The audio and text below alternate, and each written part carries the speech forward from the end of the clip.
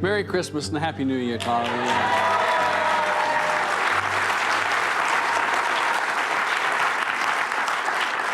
Isn't it neat? Simple meaning. God loves every one of us. So, it's time for all of us to gird up our loins and take fresh courage and know that our Lord is the Lord of love and creation, and He's with us, and we got to get with Him. When I was younger, I remember walking around saying, what's this? What's going on? Is there a God? Where's the God? What's God? What does God do that I know there's a God? And just asked all sorts of questions until I was willing to do almost anything, just have my mind leave me alone. And so all that happened to me was He strengthened me and made me more of a fit companion to walk with my eyes on the Lord, and made me fit to be a companion with those around me so I could walk with my eyes on them and to hold them close and to hold them near. And I found out that love became real and life-giving and living, and that love was taking me where love wanted to go. And it wanted me to go where there was love. Wouldn't it just be terrific that right in this moment, we say, glory to the world, the Lord has come. Let earth receive its own King. The King of glory, of light, of sound. The Prince of Peace, who came with the sword of separating that which is not working from that which works. When we are willingly giving up to the purpose of the Lord, not knowing often what the purpose is,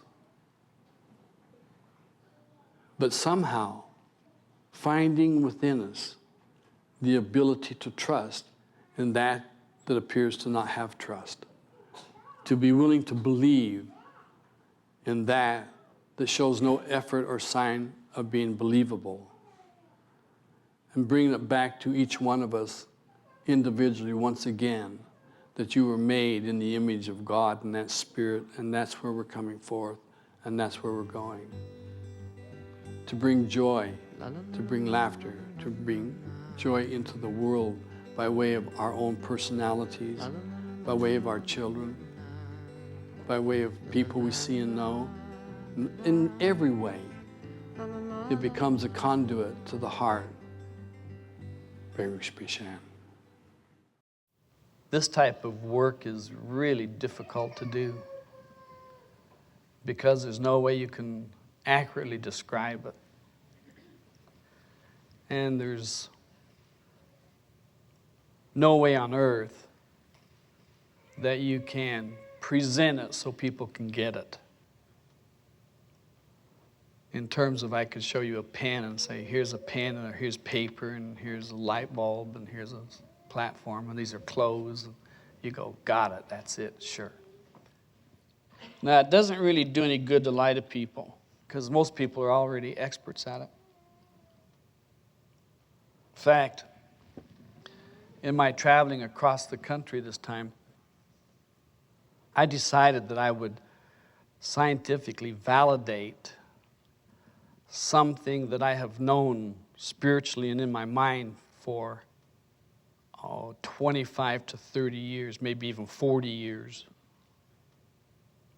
That means I was awful smart when I was 13.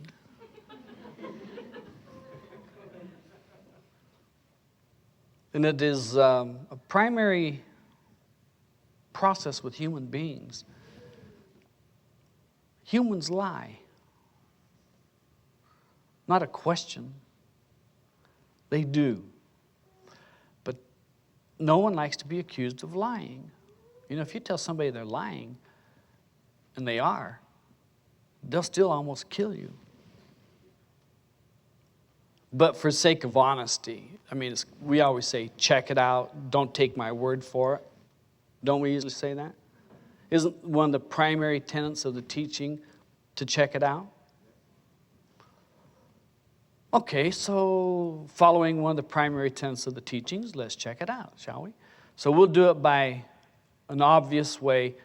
When I ask you the question, you will just raise your hand if that's so for you. Not if that's true for you, because we're talking about lies. So we'll want to get our vocabulary down. So how many of you in this room have told a lie? How many of you maybe told one in the last week that you can think of right offhand? Okay. Good. See, I didn't see anybody sitting on their hands, but there might have been somebody saying, I'm not going to let them know. The vital body raises its hand, and we count it anyway. So it looks just like you raised yours, so you might just as well have done that. So I've been drawing sort of a hypothesis called, to be a human, you must lie. And if you don't, we'll teach you how.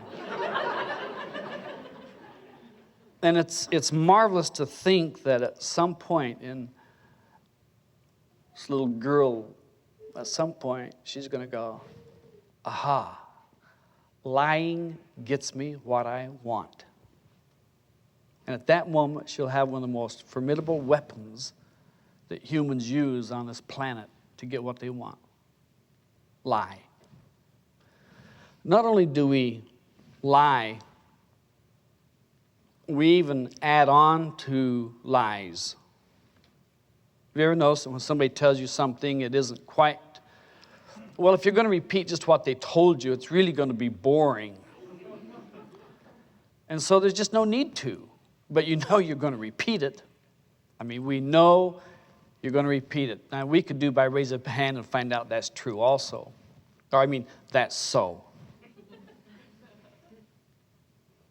But what we add on to it is our exaggeration. Now, you know that if something goes through 4 or 5 people, and you've had time at least to sleep on it, by the time you get your version out, it's a lot better than what you heard.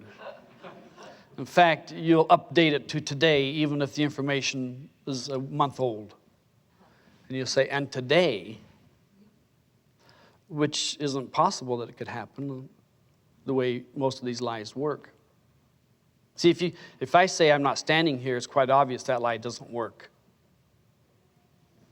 So it has to be, I wasn't standing here yesterday. But that's either truth or the lie. You have to find out what the word standing means and what the word I means.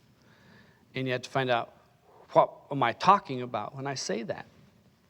Now, I found out that people not only lie sort of consciously, they lie even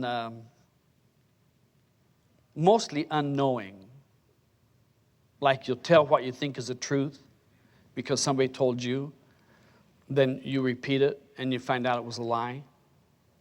Then somebody comes to you and says, you lied to me, and you say, well, I did, and I told you the truth because this person told me and I just repeated what they said.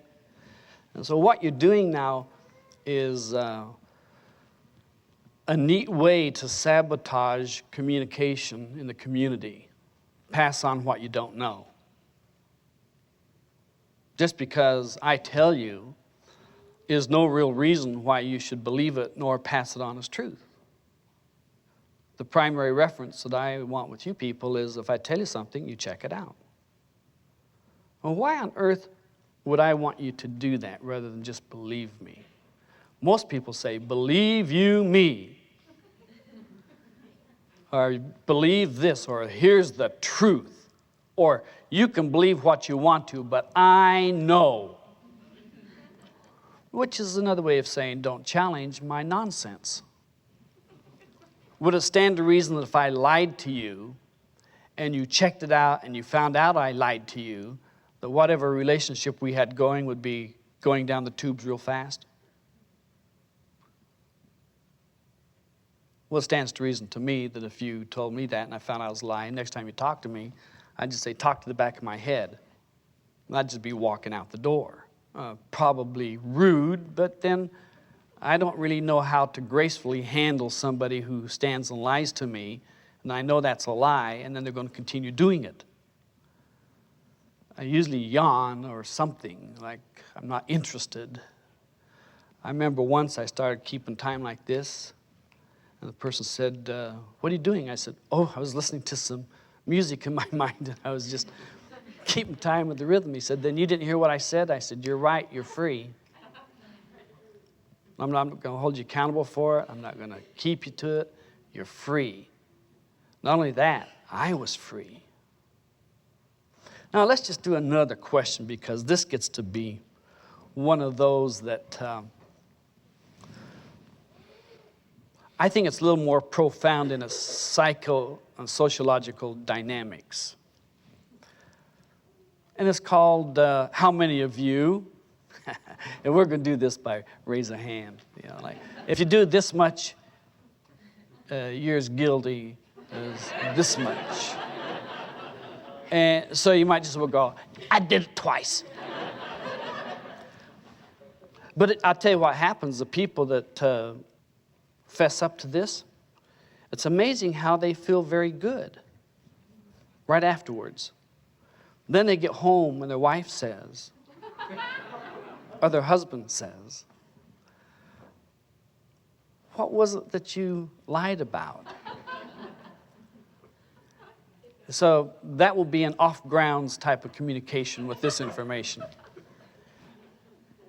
Because since we know people lie, and you raised your hand already, and we know that if I say I lie, is that a lie or is that the truth? And if I'm going to tell you something, am I going to tell you the lie or the truth because I tell you I might lie? Well, what it does do is it puts you on notice that you've got to listen until the very end. Then when you walk out of here, you better keep listening. And then you better check it out. A friend and I were walking down the airport places to get to the gate. And the information can be inaccurate, but the idea is what I want you to get, because that'll be what I'm going to ask you the question about. And we're going along talking about just nothing. You while away the time till you get to the gate. Then you while away the time while you wait for the airplane. And when you get on the airplane where it's noisy, that's when you try to talk. And while we're going by there, he said to me something to the effect of, well, let's buy 500 million. Or maybe it was like $500 million would be a good price. And I said, for what? The gate? And we're going to the gate. We were talking about the gate for our plane, and all of a sudden it's $500 million. And then I looked at him, and I looked back, and I realized the people could have heard that. And I said, why did you say that? I got curious because I'd like to know what the $500 million is all about. You know, it's just basic curiosity about $500 million. He said, nothing really. And I interrogated him a little bit. I said, well, why did you say that? And he said, well, I said it to impress the people that were sitting down as we walked by.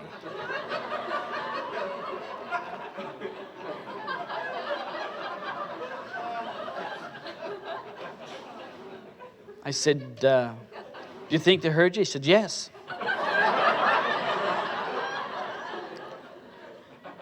I said, but how do you know you're ever going to see them again? He said, well, this is a big seating area, and there's a good chance they'll be sitting on the plane by us, and if they sit down by me, then they'll remember that I said that, and I'll have impressed them, and I'll be one up on them in the conversation if we talk. And I'm sitting there thinking, that's got to be dumb or stupid or very smart, or it's got to be something. So over the period of quite a few years, I've watched and listened where people will just up and tell a lie for no real good reason. They're not going to get anything out of it, except maybe somebody will be impressed by it. So, now that you've had a chance to ruminate on that, How many have ever done something like that where you've just up and told a lie right out of nowhere for no reason at all? Just take a look around the room. Okay. People also lie for no good reason and to impress people. You know, I run into a lot of it. I go, well, why on earth would the person lie? What are they going to get out of it? Well, I suppose there's a lot of reasons to lie, and they boil down to this. I lie for my advantage and to your disadvantage. Wouldn't that just about be it? I'm going to tell the lie about you for your disadvantage, and I'm going to tell it about you for my advantage. And pretty much all of them fall in that category. The amazing thing why people don't bother me with their lies, it's a really amazing thing, is very simple. I do something that most people don't do. When I hear information, I just hear information. If somebody says, I love you, I hear, I love you. Somebody else hear, I love you, and they're thinking, oh, how do I get you in bed tonight? How much do you really love me? What are we going to do about all this? See, that's what they start to do. It boils down to this type of statement. What you hear isn't what upsets you. What you do with what you hear is what upsets you. And when you can't do anything with what you hear, you upset yourself with that too. How many of you have gotten upset over something you've heard about yourself or others and found out that there was no need to? All right. See, what I'm saying is, it wasn't true, it was based on nothing, you heard it, you did something with it, and you couldn't do anything with it, and so you just messed yourself up for somebody else's lie. Now, we don't want to stop people from lying. How many of you want to stop yourself from talking? We don't want to stop people. What we do want to do, though, is not get caught in what they're saying. Isn't that right? So, I don't want you to get caught in what I'm saying. It'd be absolutely ridiculous, because some things only I can do that if I tell you, you won't be able to do it. See, the thing to me that was really disappointing about Jesus is he walked on the water. And that left a big frustration in my life.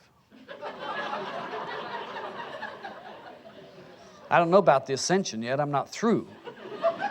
But every time I've stood in the water, I've sunk. So I said, did he ever do anything that wasn't worthwhile? And I said, well, that's one that for me wasn't worthwhile. Now, other people are probably finding it very worthwhile because they're thinking something big about that. Well, I think if you know the law, you can walk on the water. I know the law how to fly in the air. You just buy your ticket and get on the plane.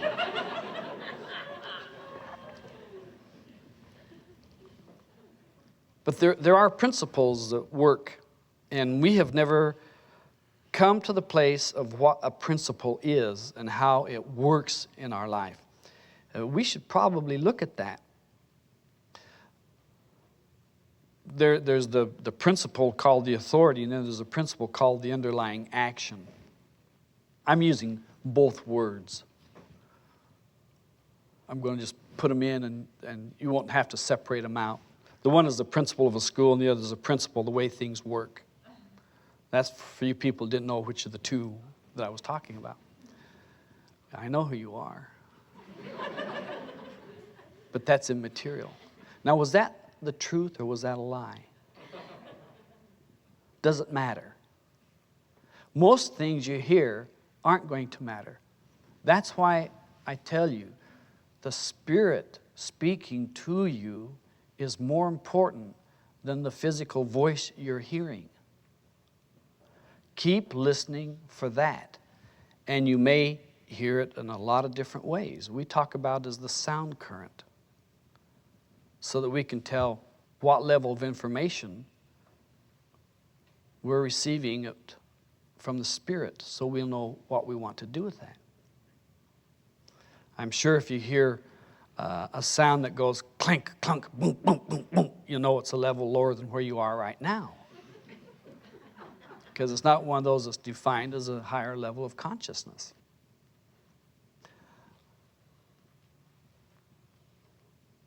The whole process of understanding the principle of existence, and I don't mean comprehending, which is an intellectual thing we do.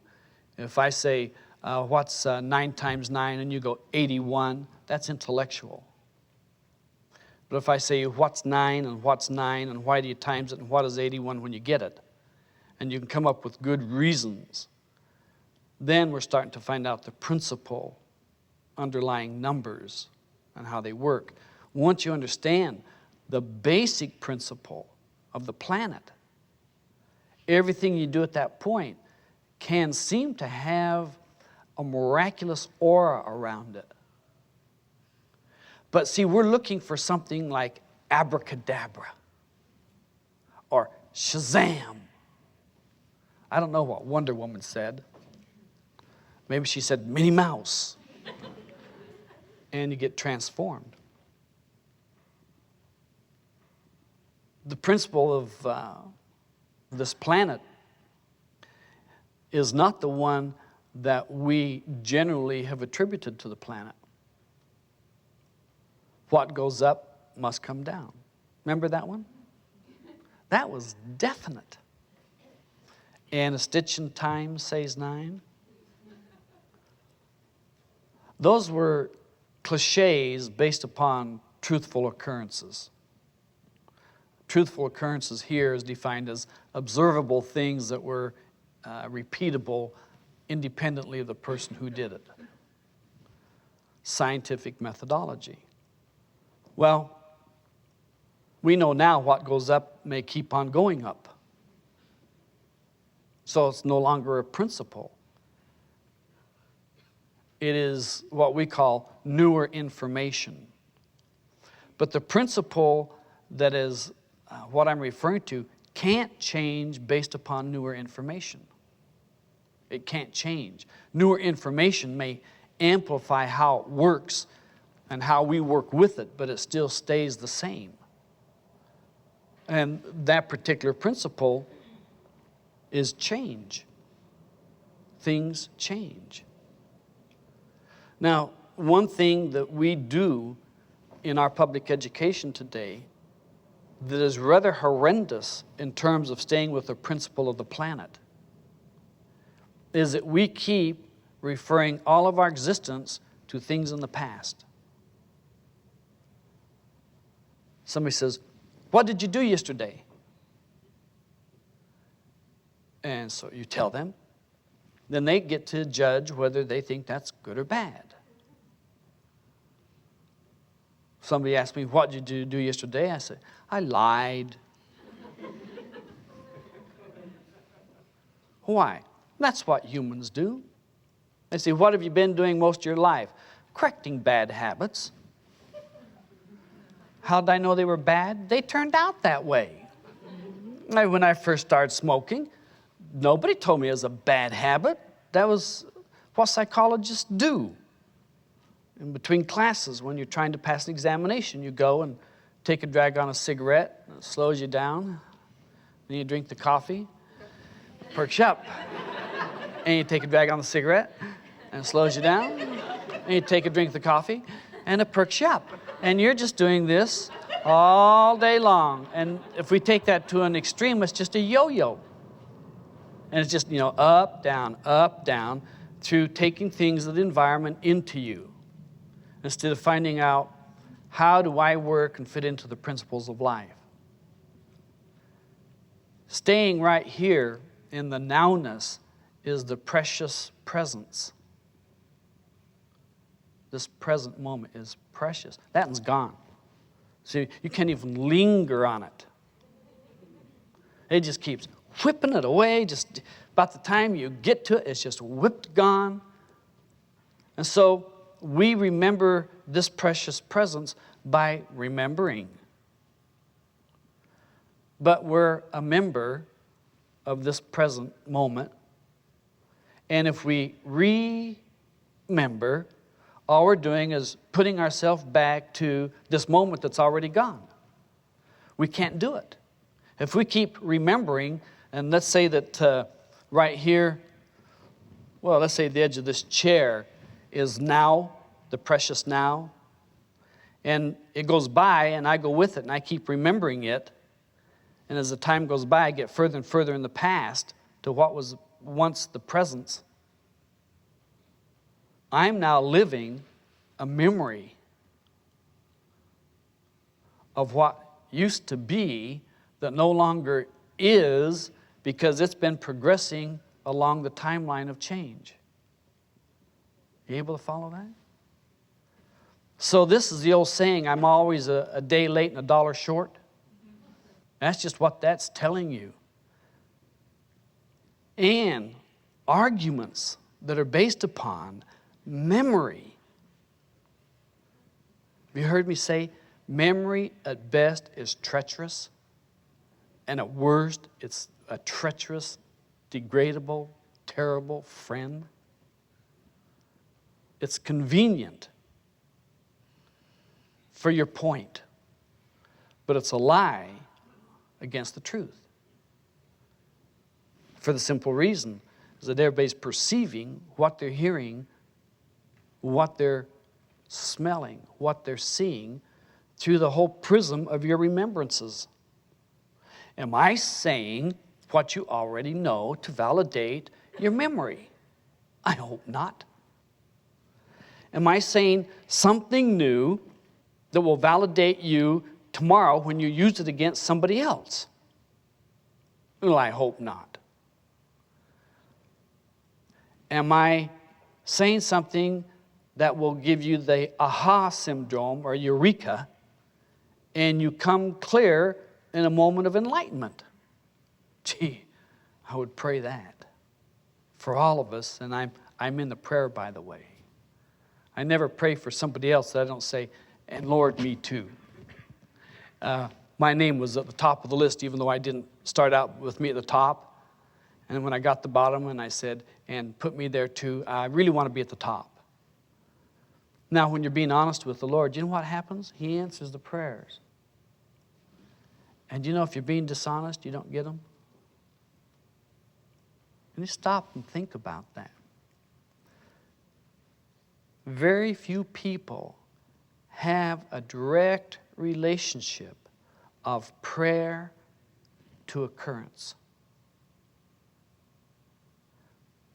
Now, when it happens, and if you're part of the church structure, and then if you're part of a certain church structure, you may be made a saint, but you have to die first.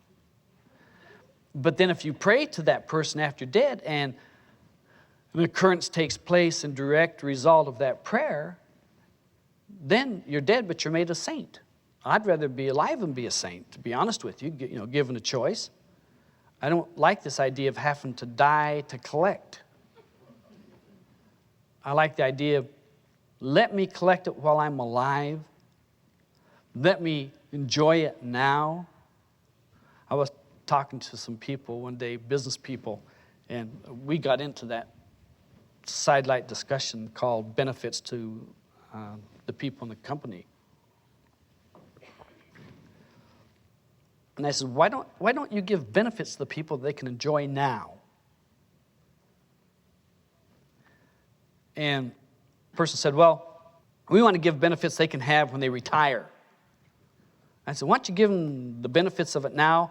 Give them the money now that they're going to get when they retire, and they can do what they want to with it. And if they blow it in the end result, let them eat it. The guy said, gee, that's really harsh, isn't it? And I said, no. Do you think that they want to come up to the point where they can't enjoy the money, and then they got all the money to do all the things they could have done? Were they able physically to enjoy it? Or why don't you give it to them and let them enjoy it and then see how they perform on the job. You might find out you make more money, they get more money. And it was called, that's crazy, but you know, that might be something to look into. Then they said, well, should we throw out the retirement benefits? I said, no, don't do that. Instead of just giving them more retirement benefits, give them more right now benefits. Right now. And they did that. And the people were saying, our prayers are answered. They were praying for more money.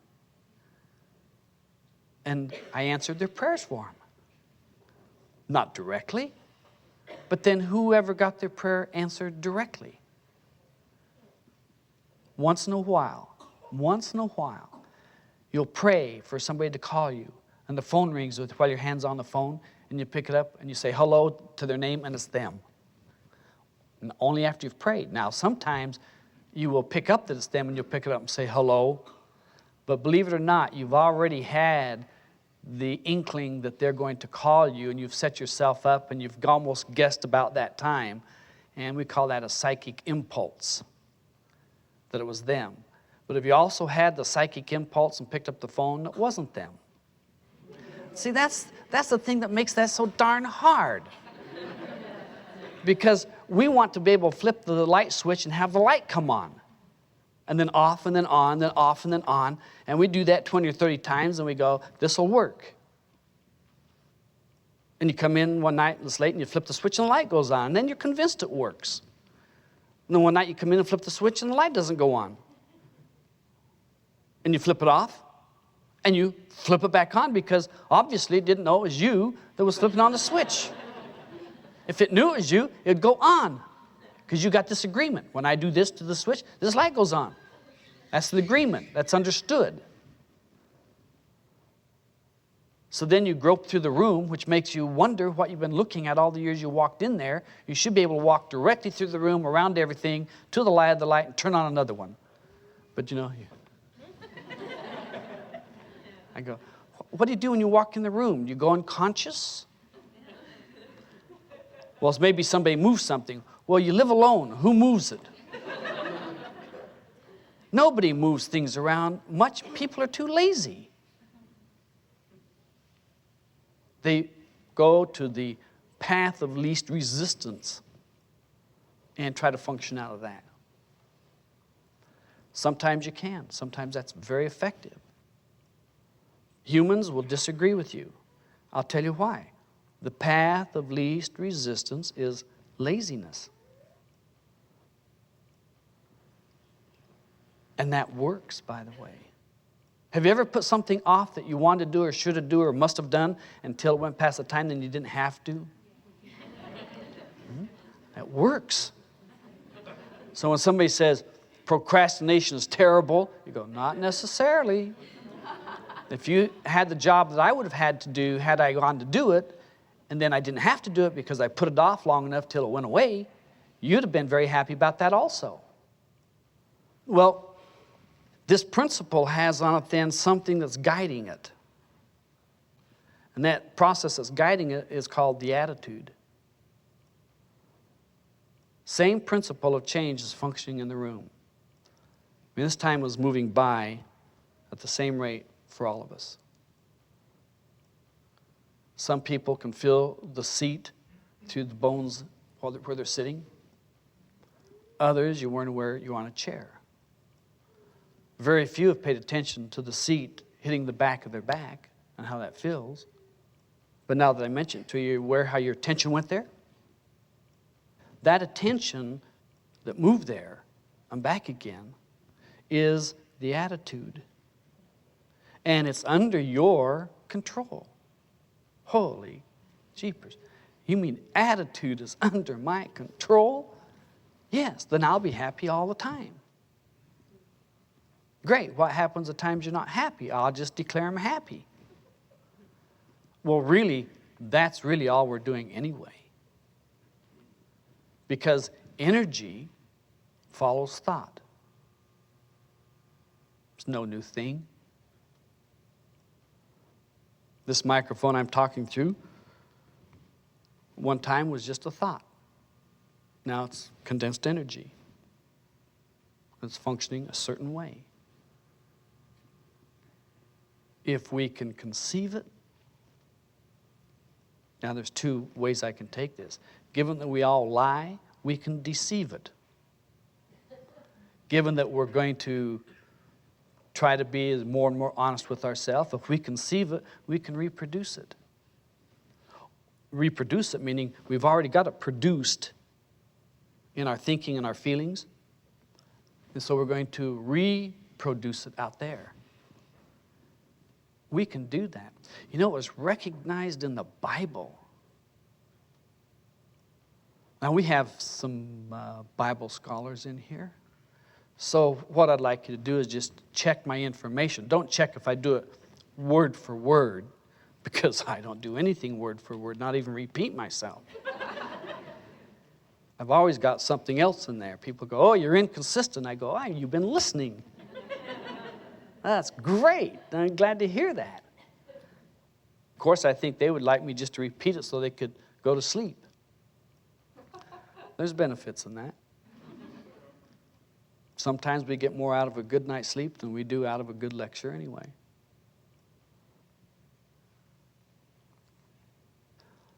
I think it was right after the flood in the Old Testament. They decided, I think it was under the kingdom of Nimrod. They're all going, God, was it? Oh. Well, maybe I just made that up. But a group of these people got together, and now that we can agree on. And they said, let's build a tower to the heavens so in case it rains again, we'll have a way out. Now, fundamentally, that's an error in structure because the kingdom of heaven is within. So it was, the basic premise was doomed. So they started building the tower. Now, one of the producers and directors of Hollywood made it circular. I would have put elevators in it, at least escalators. I mean, why walk to heaven? Of course, if it's flooding, I can understand the ramps. I mean, the floods may short-circuit the electricity that lifts the elevator. See, all of a sudden now we get into complications of thought. Now we know why they had a ramp. No electricity. But they'd still get up there. And there God is up in heaven. God talked to himself an awful lot, you know. Well, you know, all the faiths say there is only one God and Allah is his name, and there is no God but God, and I am the one and only, and the Alpha and the Omega, the beginning and the end. But in between there was the rest of the alphabet. So we just knew he started and was going to end up with it.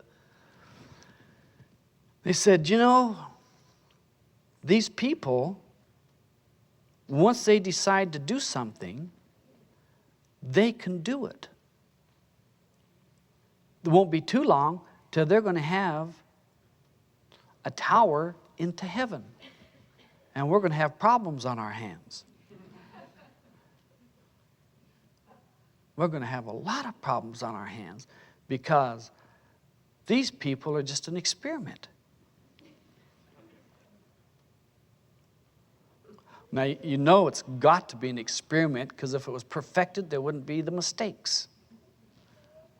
So they said, well, I'll tell you what we'll do. We'd better do something real fast. What we'll do is we'll confound the languages and they'll all be scattered and the tower will no longer be built and we'll be safe being God. We won't be found out that we're not God. And so they did that. Somebody said that's where the word Babel came from. I bought that. I didn't know where else it came from. I've heard somebody say, just babble on, and I always think of the Tower of Babel and my Sunday school teacher telling me all about that. And the only question that amazed me is they didn't do Esperanto in the dispersing of the tongues because that's a made-up language. Then I realized maybe this Tower of Babel is still going on all around us all the time anyway. And we're just still trying to communicate. I have people that work with me, and I work with them, and I still go, what are you saying? They might just well go, ooga booga looga doo, boo doo boo, baba, yeah. And then I say, somebody translate that for me. If they do, we got speaking in tongues. If they don't translate for me, we just got babble. And I say, that's just fine. Just enjoy yourself. And I go do something worthwhile. I fall over and cut myself up. It's that's going to give you something to do than to listen to somebody just babble. It doesn't work. Except for one thing. What do we do most of the time? We just babble about things. It is extremely rare that we hear, I'm not going to use the word original thinking in the terms of it was never thought before, but original thinking means it's the first time that person's thought of it. And it's rare to hear original thinking. And original thinking, when it is being shared, has been said to be as orgasmic as having sex. And they like it better because it can go on for a longer period of time. And you don't roll over and go to sleep. Nor do you stop and have a cigarette or go home early. That there is a communication going on. There's another underlying principle that is not as dynamic as change that is functioning here on the planet. This one's really difficult to get. It's extremely difficult. It's difficult to describe. It's difficult to work. But we get worked out on it every day consciously by someone. And it's called relationships. We're constantly involved in relating with something or someone else or with information.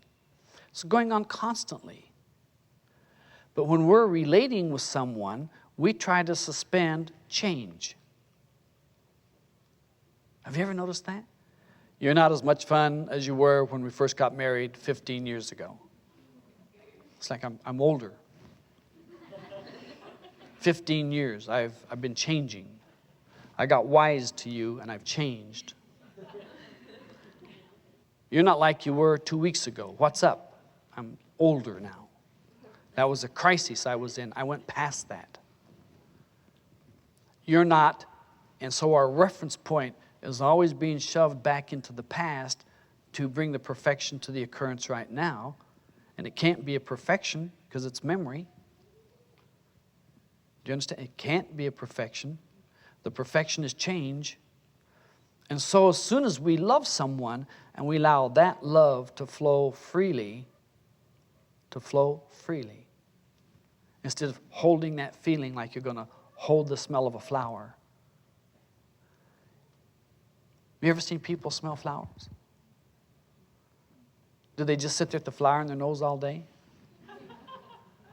No, because it won't be too long until they can't smell the flower. They get saturated. They get an overload on that sensory input device. So they move the flower away to give it a chance to change, to update. Then they go back again. But we've been taught through the principles, meaning the head people on the planet, that memory is intelligence. And memory is not intelligence. Memory is repetition of information. What you do with it is whether you're intelligent or not. And if you hear on television or you read in the newspaper something that somebody supposedly said or did or didn't do and they're accused of it, there's this inclination in us because we're taught, not necessarily overtly but covertly, that if it's written, it's real. If it's photographed, it's true. If somebody was an eyewitness, how could they possibly be wrong? Well, when I used to do investigative work, and there'd be an accident, would say, anybody see the accident? People raise their hand, and you start taking statements from them. And by the time you get through 7 people, you don't know, that accident could not have happened. They described something that couldn't be there. I'm sorry. You listen to it all, and you go, how do I write this report? This did not take place and 2 are dead. And 7 saw it. Well, I understand that if you're on one side of the street, you see it a little different than the other side of the street. But when you get 3 people standing in the same place, and they're all complimenting each other's story, except for minor diversions that are major in their application, then you're getting to the point where you realize, when I say it's an ink blot world, that there's a lot of truth in that. But it doesn't matter if it's an ink blot world if what you're doing with your life is based upon your growth, your perception, your upliftment, and people are glad you're in their life. When people say, I'm glad I know you, I'm glad you're here, I'm glad, it doesn't matter what they've been doing. Not really. Because every one of us dirty diapers at some point. If we're going to run any of the past on right now, then you got to go back to the very beginning of it, this life, and run all the dirty stuff in with everything else. Chances are, and it's a real big chance, that if we were to do the pluses and the minuses, the goods and the bads, we would have a great big column of bads about our life and a very small column of goods. Should I tell you why? You already know, but just so it's official, there's another underlying principle on the planet. First one we said was change, all right? This is for you people that are forgetting. The other was relationships. Geez, I forgot the third one. I wonder if there's something over there that makes your mind go blank. Yeah. There's something about writing on this that makes your mind go blank. So, what was I talking about?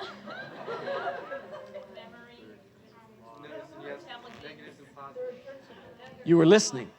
Okay. Wow, but I didn't do the feedback. But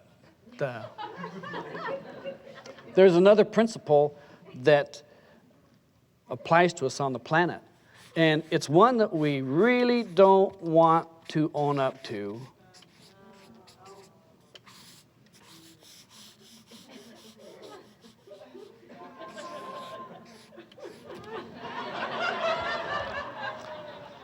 Because mistakes are valued the wrong way. I know every one of you learned to spell all the words without ever making a spelling error. And you learned all the 12 times tables the first time through effortlessly. And you raised your children perfectly.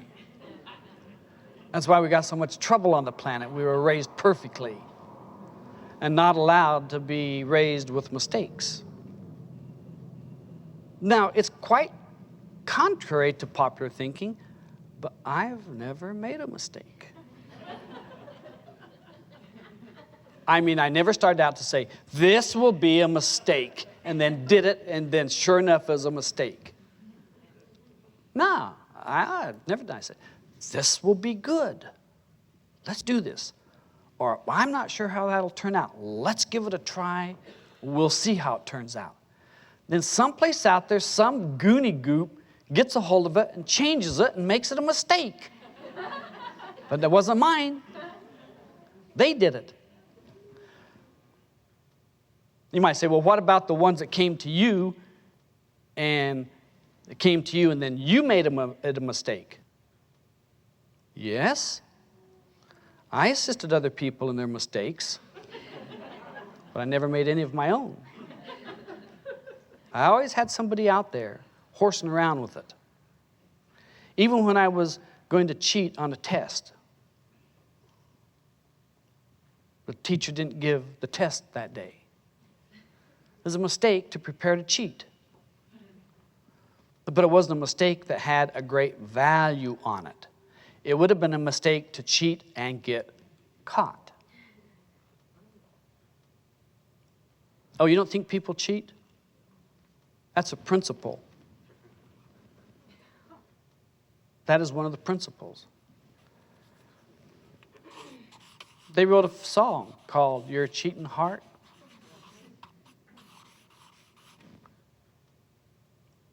Well, what am I saying when I say cheating? If you don't follow the rules precisely as they are, and you bend them for any reason at all, for an advantage, you've cheated. Right? But let's just say that that will be the idea, and then we can put that we sometimes got more money back when somebody changed us money at a counter for something. We got back a penny or two, and we didn't say anything. We walked out with it. And if it was $20, we ran out with it. Before they got a chance to say, I overpaid you, we go, oh, I didn't know that. We know you lie, so we know you knew it. How many of you here have cheated on something or another? My hand's up too. I want you to understand that these things go on. And regardless of all of those terrible, devious, damnable behaviors, God loves us just like we are. Wow, isn't that remarkable? He says, you don't have to change a thing. I'll take you just like you are. And of course, my cheeky answer is, you have to because you're the one that made it like this. You're just reaping what you sowed. It's not our fault. We came down here and did the best we could to make all these things. Well, whenever we've been speeding over the speed limit, don't we watch in the rearview mirror for the policeman?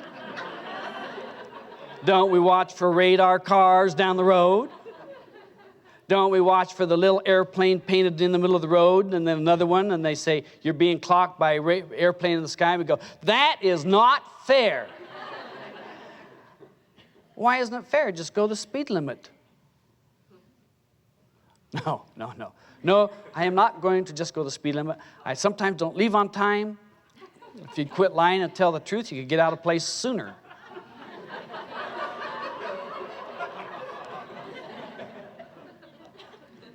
Well, I don't want to hurt their feelings. If you tell them you don't want to hurt their feelings, you got to leave now, or you'll have to speed and you'll be late.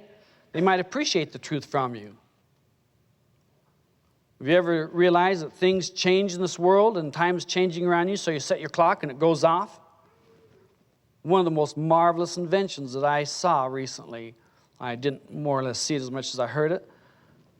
A fellow's pager went off in a meeting I was in.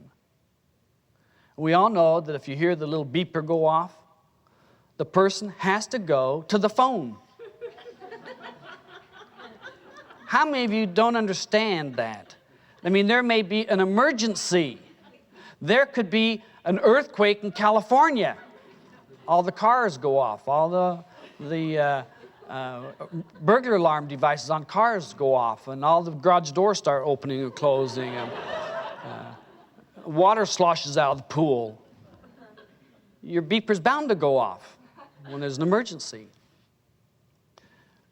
And I found out the person had the beeper, and he just clicked it, and then he had it set. In 10 minutes, the thing went off by itself when his hands were up where everybody could see it. And he immediately reached down to shut it off, to draw everybody's attention to the fact that it was his beeper. First, you must get their information accurate. It is my beeper, not his. Then the person left to make the phone call. And you know if they don't come back, it was an extreme emergency, and so you go on without them, which is precisely what they want you to do. Is that cheating, or is that going with change? Or is that having an effective relationship with the rest of the group? Or did it get you out of there so your mistake wasn't found out? Whatever it was, it worked. And I ran into the person. And I said, what was the emergency about? I said, it wasn't an emergency. I got this little, and he showed it to me. I said, son of a gun. And then he worked it for me. And I said, where'd you get that? You know what he told me? I distribute them. No, I didn't get one. I just tell people, I got to go now. I'm sorry. And I just get them walk out. You know? If they don't know me by now, you know, I don't do anything to hurt anybody's feelings. I'm just doing things to maintain my balance. That's very simple. If you do things to maintain your balance, you're not going to hurt my feelings because I want you to take care of yourself. I really do, because I don't want to have to do it for you. You know, when I'm lazy, when I don't want to. I want other things. I want you to do yours. I want the freedom for me to do mine. I want you to do like God does. He loves me no matter what I do, and I want you to do the same thing. But I want you to do it to yourself the same way.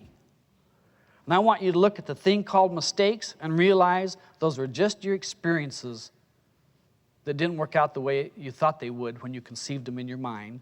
And you dismiss them and you say, I don't do that again, and you go on with your life. Is there anything else you can really do than that?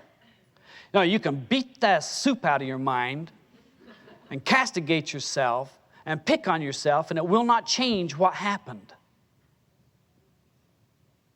Change changes it because it drops off by your tension and your attitude getting high. And you'd say, I learned, and the learning is a change of behavior, and the change of behavior is turning from what you did that doesn't work. The Bible says repent, turn from it, and set your sights and go that way. You won't find me blocking you, because I know that you, like me, we're doing the best we can. And I can look back on 2 weeks ago and see where I could have done things better, because I got 20/20 vision also. But I also got the wit to say, now that I know what that is, if it shows up again, I'll do it better. And if it doesn't, I'd better handle what I got now, or that'll be in the mistake column by accident, because I didn't deal with it instead of I did it wrong. See, wrong is just a word to give somebody an ego position. You're wrong, that makes me better. Look what you did to me, I'm a victim, that makes you better. And the victim yells bloody murder because they want to be better. But the principle here is keep changing, keep growing, keep lifting, because we have to do that anyway. And the struggle is, and the hurt is, when we attach onto that that's past and keep hanging onto it, and it's past. It's over, it's finished. We let it go, turn, and embrace the future, which is the presence. Right here. This moment is your future. Because out of it, out of what you do here, is going to come in the opportunities. And it comes in by what you're doing here and now. Sets up the way opportunities are coming in. So you can predict and prophesy your future with accuracy by watching how you behave right this moment. And if you're doing it with a loving, caring, sharing heart, God's going to take you more than just the way you are. He's going to put His power and energy through you to other people to let them wake up to the fact that He's taking them the way they are. Isn't it nice to know that that's just in there? And isn't it nice to know that we all have atrocious behavior? And that we lie and we cheat and we make mistakes. And we're always in a relationship doing something to somebody or to ourselves. And all of that's just games that's played along the way to our awakening. We're going to awaken. We're going to do that. We're doing it all the time. In fact, in one of the seminars in the future, I think I'll do steps to enlightenment so people can understand what that is instead of the mystery that they've got in their mind. Very special.